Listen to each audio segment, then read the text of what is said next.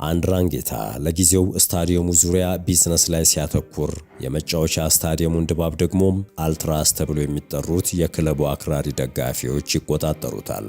እግር ኳስ ሃይማኖት ቢሆን አልትራ የሚባሉት ከልባቸው የሚያምኑና ለቅድስና የቀረቡት ናቸው። ክለባቸውን ከምንም ነገር በላይ አብልጠው ይወዳሉ። ክለባቸውን የሚያወድሱ መዝሙሮችን ያዘጋጃሉ። ስታዲየሞች ውስጥ የተለያዩ ባነሮችን በመጠቀም መልእክት ያስተላልፋሉ። በሁሉም ዓለማት የየክለቦቹ አልትራዎች ወይንም አክራሪ ደጋፊዎች ያሉ ቢሆኑም የጣሊያኖቹ ግን የተለየ ነው። እጅግ የተደራጁ የክለቡ ደጋፊዎች ማንን መቃወም፣ ማንን መደገፍ እንዳለባቸው የሚመርጡ በማህበረሰቡ ጭምር የሚታወቁና ከፍተኛ ተጽዕኖ የሚያሳድሩ ሆነው ይታያሉ።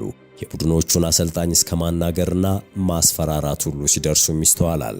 ከዚህ በከፋ መልኩም ግጭትና ትርምስ የሚፈጥሩ የዘረኝነት ስድብን የተቃራኒ የሚሆን በራሳቸው ቡድን ተጫዋቾችና ደጋፊዎች ላይ የሚሰነዝሩም አሉ። አንዳንዶቹ ፖለቲካዊ ነውጥ ያስነሳሉ።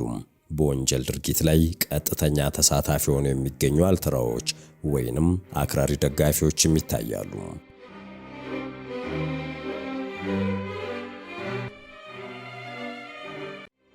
ሙሉ ታሪኩን በመሿለኪያ ቲዩብ ያገኙታል።